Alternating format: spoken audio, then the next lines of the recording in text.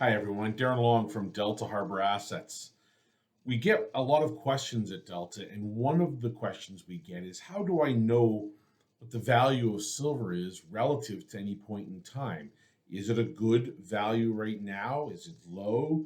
Or is it maybe perhaps priced a little bit too high?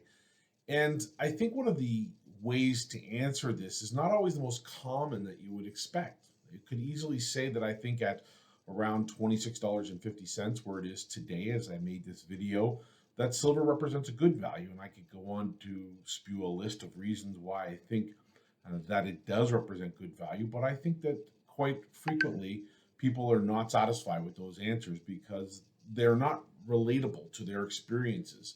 We can talk about inflation, we can talk about geopolitical things going on in the world and the value of currencies and technicals and all that stuff. But I think sometimes people just need a good old simple reminder of what true value is and how a store of value lasts for a long time. So I brought with me today a very simple example of why I love silver, why I think it's easily one of the best ways, along with gold, to maintain your wealth, to maintain purchasing power, which is very important in this day and age, and over a very long period of time can show this with a very simple example.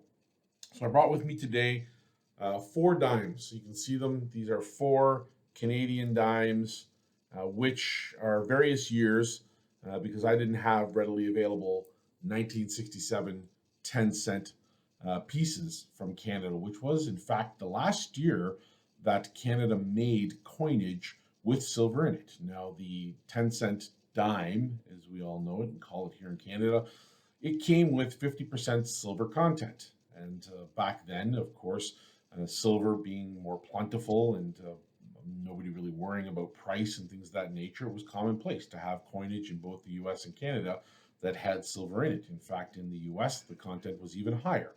So at these four dimes back then, you ask, why am I showing you four of them? Well, in 1967, on average, 1 gallon of gas, before we went to the different measuring unit here in standard to liters in Canada, you could buy for about 40 cents in 1967, around that price.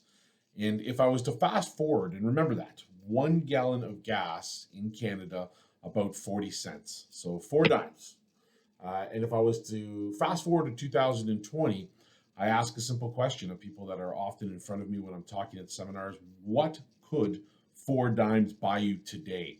And we all know the answer very simply is not much.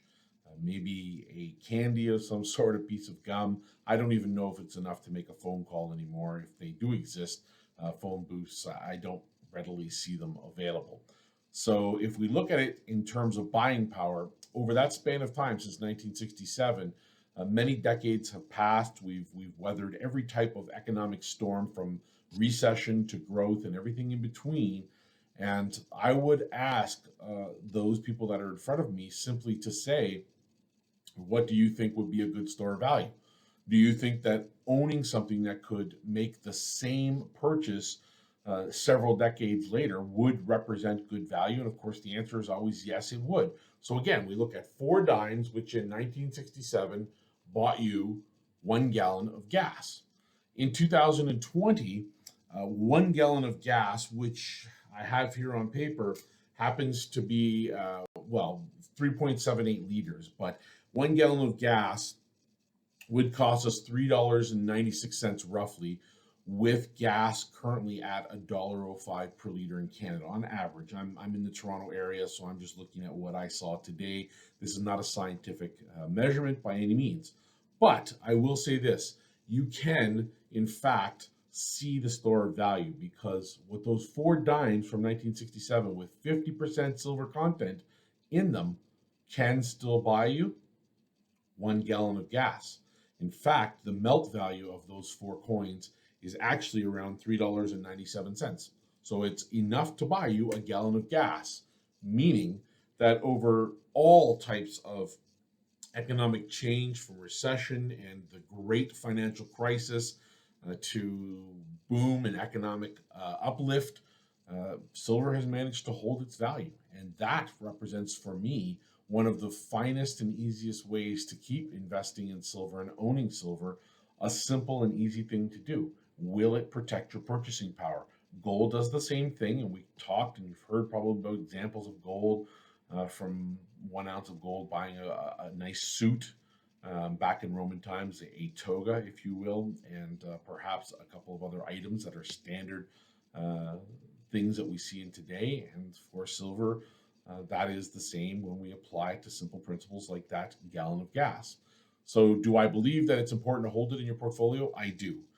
It's a balance mechanism. It is a feature that you can add to your portfolio very easily. It is not cumbersome. It is easy to store and transport silver and gold. Even though silver is very dense and very heavy, so is gold. It is very simple to move from place to place in this modern day and age. In terms of storage, it's a product that can be seen, viewed, held, handled, touched. It can include serial numbers. It can be segregated and titled in your name. And we make it very simple to do at Delta. So if you do have questions about owning silver and gold, whether it's for protection of purchasing power or your wealth over a long period of time, whether you're worried that that dollar you have in your bank account right now won't buy you a dollar worth of goods next year, whether you are just here because you like the idea of speculating and owning an asset like gold and silver, which tends to perform greatly during uncertain times. All of those are reasons why we exist as experts in the field that we do, and we're excited to bring opportunities to you all the time. In physical gold and silver, we are Canada's experts. We'd love to be part of your wealth plan for 2021. Anytime you want to touch base, our website is deltaharbor.com, and you can always contact us there. And we always want you to know we'll hold your hand every step of the way. Also, there is never an obligation. We want you to know that we truly believe in the idea of working together as a partnership of sorts. I want to thank you for staying tuned here to the channel, subscribe, like, all of those things, and look forward to speaking with you soon. Take care.